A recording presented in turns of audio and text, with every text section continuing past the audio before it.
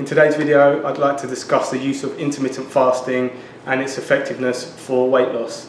This really is a hot topic right now. There are a lot of people out there adopting some kind of fasting process or structure into their lifestyle. So I really feel this is a timely video to really speak about whether it will bring about the results that people are looking for, and also to dig a little deeper and analyse further into the other implications of engaging in regular fasting. Intermittent fasting itself is pretty self-explanatory.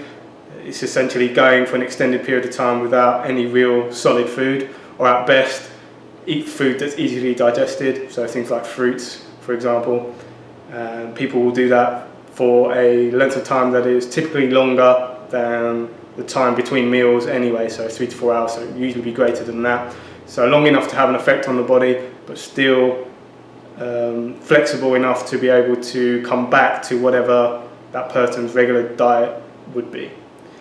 There are several different types of fasting methods, in fact probably more than that. Some of the more popular ones are 24-hour fasts, weekend fasts, fasting for the whole week, alternate day fasting, half-day fasts, and probably a hell of a lot more as well, but they're just an example of some of the more popular ones out there. In addition to the types of fasts in terms of length of time, there are also variations on what is allowed to be eaten in those fasting times. I've already touched on, it's more common that, especially during the shorter fast, that people will avoid all food completely, and so it would be only fluid intake. Sometimes that's just water, sometimes that's water and or juices, teas, etc. And then particularly for the longer fasting periods, there might be a combination of fluids and easily digested foods such as fruits, as I mentioned before. So there's quite a lot of flexibility within the fasting model, which is one of the main reasons why it's so popular, because it does allow someone to easily adapt it to their lifestyle, so it doesn't really break their stride. So I can understand why it is talked about and easily implemented in someone's life. So just what happens when someone goes on a fast, whether it's a short fast or even more so if it's a longer duration.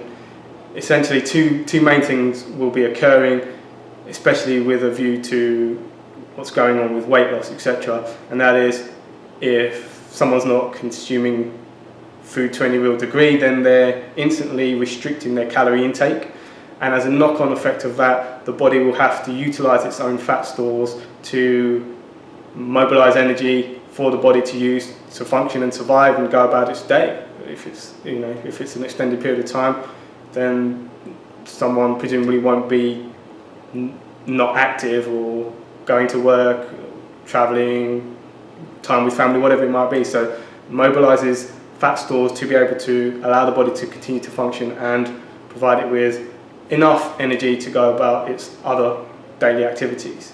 So having identified those two key factors, it should be clear that weight loss through fasting, intermittent fasting, is possible and it is effective. I'm not here to deny that at all. Restricting the energy intake from the body, therefore forcing the body to mobilize and utilize fat stores within the body, will clearly have an effect on body weight and body fat.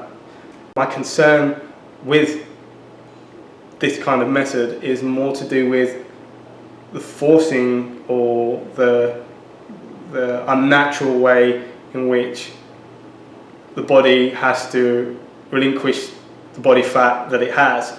It very much puts stress on the body to do so. And I believe that as I mentioned in other videos, I believe there is a more healthier way. I don't believe it's essentially a healthy way to do things, to force the body to do anything, to give up the body fat it's holding on to. It's holding on to it for a reason, and that reason isn't because someone doesn't engage in regular fasting. Fasting should not be a means or a sole means to losing weight. It should be a tool for the other things that you're already doing to promote a healthy body and weight loss. And that is the distinction I really want to make, that while intermittent fasting itself is perfectly fine, and I am on board with that. Fasting as a means to lose weight without addressing the bigger picture is where my concerns lie. And that bigger picture is this: just by the very nature of fasting, I identified two factors that occur when fasting, so calorie restriction and fat utilization. What I haven't identified is that in engaging in regular fasting, whether it's the short fast or the short duration fast or even the longer ones, is that a person will not be consuming the foods, the very foods that have gotten them into the position that they're in already. Because as I said, a person isn't overweight and in need of weight loss because they're not fasting. It's obviously something that's already in existence in their life, and typically that will come from their diet. So when someone fasts, they're excluding those foods that have caused the very situation that they're in the first place. So some of the foods that might be in someone's diet that has led to them being overweight is sugar, processed foods, grains and cereals, pasteurized dairy, that kind of stuff. For anyone who engages in any length of fast, that essentially what they're really subjecting themselves to, other than those two factors that I mentioned that obviously do play a role, is that they're excluding their exposure or limiting their exposure to those very foods that have caused them to be overweight in the first place. So my argument is, why not address the root cause of the weight gain in the first place? So these types of foods being consumed. If you eradicate those types of foods from your diet, then there isn't any need to engage in such an extreme tactic as fasting. Fasting is usually taken out of context, as with a lot of other health tools or weight loss tools. They're isolated and used as the sole means to achieve a goal, so weight loss in this case. Whereas I believe it's always about the bigger picture and using whatever it is you're focusing on as part of a set of tools to help you get you where you want to be. So this is why it's not as cut and dry as to say intermittent fasting is effective for weight loss, is good or bad for your health. As an outright statement, is intermittent fasting good for weight loss or effective for weight loss? I'd have to say yes. But does that mean it should be applied to everyone? Well, no. As with everything that I talk about with health and wellness and fitness and everything else that comes with that, you have to look at the individual and the circumstances that surround that. So to the degree that a person is using intermittent fasting to lose weight and not catering to the bigger picture would be to the extent I would say that they're not doing themselves any favours by engaging in intermittent fasting. Having said that, if someone is looking at other areas of their lifestyle, what needs to be improved and modified to bring about changes, including weight loss, and then wants to use intermittent fasting to complement that, then I'm all for that. In fact, I use intermittent fasting regularly, so I'm not here knocking intermittent fasting. It's more how people are using it. I have only started with intermittent fasting at the beginning of this year, and I typically do a 24-hour fast once a week where possible and just consume water in that period of time.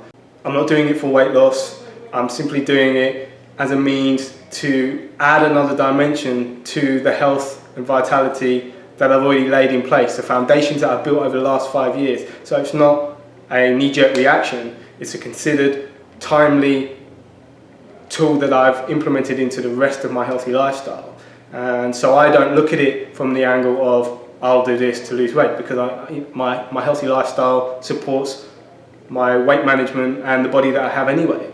So what I do it for is things like aid rest and recovery, digestive function and assimilation of food is an energy intensive process. So to be able to relieve the burden of the body of that for a given length of time allows resources then to be utilized for other purposes, such as working on immune system function, growth and repair of tissue, aiding in detoxification. It's not consuming food for a given length of time immediately takes the burden off the detoxification pathways of the body to be able to allow them to focus on essentially cleaning up the internal system with whatever might be going on already, without having to worry about additional loading or burden of toxicity coming in through the foods that people might be eating.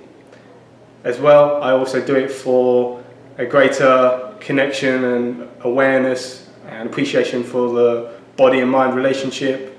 I also do it for the challenge. I like to break the habitual nature of eating, and there's nothing wrong with doing that. I know we all tend to eat at regular times of day, every day of the week, and I feel it's a powerful tool to be able to break that cycle and to show yourself and your body that it's not a necessity to eat as frequently as we do. It's nice to give the body a break from that from time to time. So in summary, is intermittent fasting effective for weight loss? As a statement, yes it is. But is it necessary? I would have to say no. I have worked with clients for 10 years and on myself for 5 years on principles that I believe in and have written about in my book that I know works. None of those incorporate having to fast as a means to lose weight. Having said that, I've clearly highlighted the benefits of intermittent fasting for other health and well-being factors, and I've also condoned using intermittent fasting as a tool to aid weight loss with other lifestyle modifications that people should be putting into place. So take that into consideration when you consider the use of intermittent fasting. If you are already on an intermittent fasting program of some kind, are you losing the weight you're looking for? If you are, great, but is it coming at the cost of something? If it is, then I suggest that you also look at the other factors of your lifestyle and don't use intermittent fasting as a crutch to the goals you want to achieve. Thanks for watching.